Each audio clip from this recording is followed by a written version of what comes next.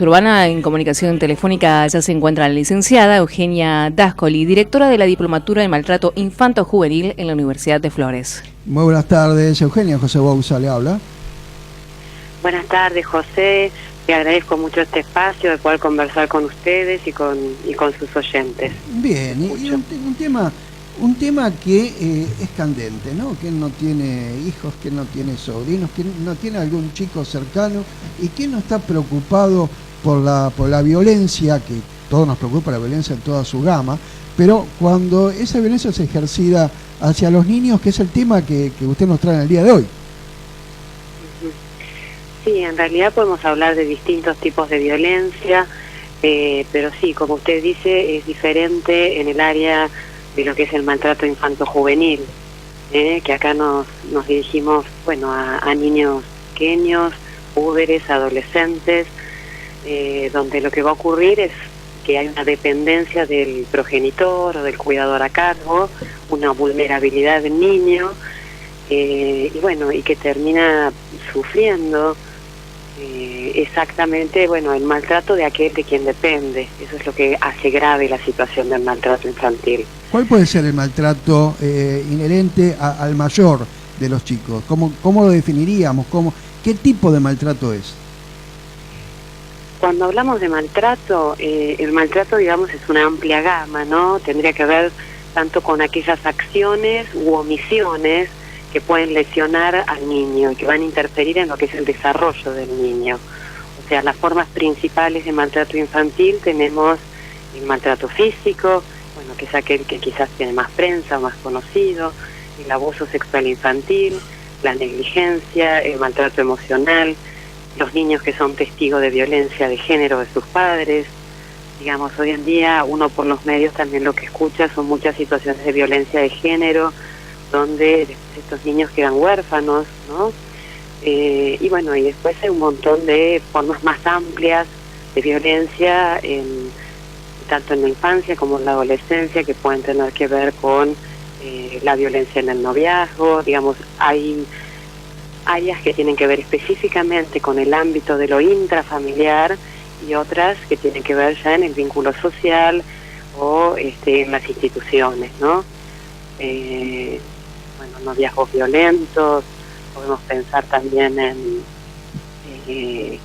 todo el tema de trata, de prostitución, de ofensores sexuales juveniles, de, bueno, cuando la violencia se invierte, cuando quizás los adolescentes pasan a ser más grandes y pasan a haber hechos de violencia de ellos hacia sus padres, que en algunos casos tiene que ver con una inversión de roles y con una cuestión de, bueno, de aquello que han padecido en la infancia.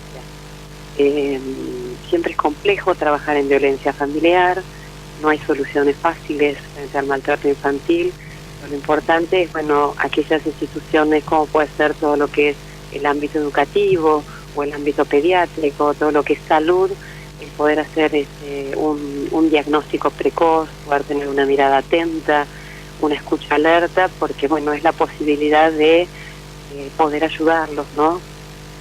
La violencia en general, uno lo que va viendo es una escalada que suele ser crónica y que tiene todo un manto de silencio alrededor.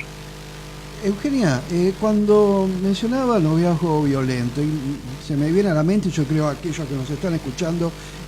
Hábleme un poquito más fuerte, por favor.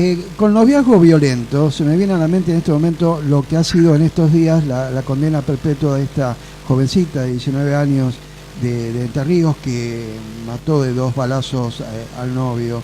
Eso noviazgo violento, ¿usted cómo lo observa, cómo observa en este caso y llevándolo a la generalidad de los noviazgos violentos?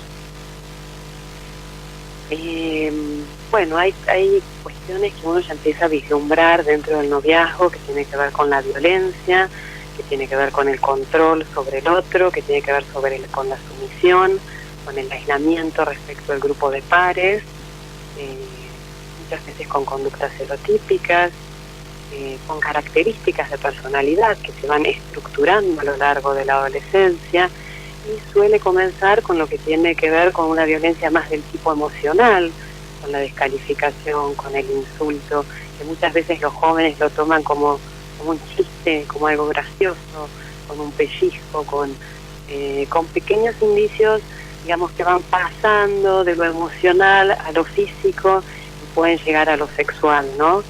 En general, cuando uno atiende a adultos y uno estudia los antecedentes, lo que empieza a observar es situaciones de violencia que ya estaban presentes en el noviazgo, que se acrecentan en el embarazo, o antecedentes de parejas previas con hechos de violencia. Tiene que ver con grandes carencias afectivas de quienes aceptan estas situaciones, que no pueden salir y que, bueno, no, lo que necesitan es ayuda, ¿no?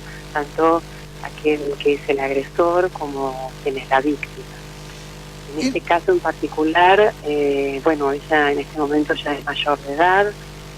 A mí personalmente lo que me llama la atención desde los medios o desde la justicia, por un lado, es muy interesante la rapidez y la celeridad con que actuó la justicia, pero también es llamativo, digamos, que cuando los casos han sido a la inversa, digamos, los agresores han sido los hombres, cuando ha habido femicidios, que esto tiene como un tiempo más largo, ¿no? En la resolución, en la sentencia. Ojalá que todos puedan tener esta celeridad. Claro, lo importante es que esta rapidez se dé en todos los casos. Claro, que esto pueda realmente, ¿no? Que haya un buen proceso. Hay especialistas dentro de lo que son las fiscalías, el cuerpo médico forense, bueno, que son quienes intervienen específicamente en las evaluaciones psiquiátricas y psicológicas, bueno, para determinar, bueno, si es que hubo antecedentes de violencia de género, cuál es el tipo de personalidad, si es una psicopatía, si es una perversión, si hay una planificación del hecho. Me parece que son casos que requieren, bueno, como trabajarlos más en detalle. Bien. Otro punto que quizás me llamó la atención es que en general uno lo que conoce es el nombre de la víctima, ¿no? En este caso es como que se ha dado mucha relevancia al nombre del victimario, ¿no? Así es.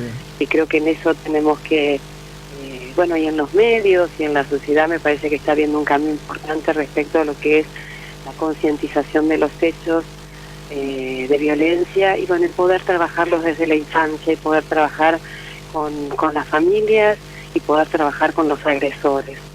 Que realmente si uno solo trabaja con las víctimas de maltrato, es una parte pequeña, y el agresor, bueno, sigue presente. Los femicidios también, o los nuevos hechos ocurren o con nuevas parejas que forman, con nuevas familias que se constituyen, o a veces con exparejas. Entonces es muy importante también poder incluir tratamientos especializados a los agresores. Y Eugenia, son pocos.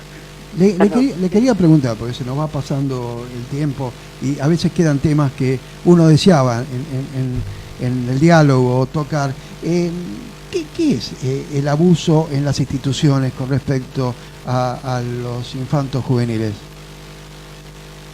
En realidad podemos hablar, bueno, como le decía yo, hay una amplia gama dentro de lo que es el maltrato, ¿no?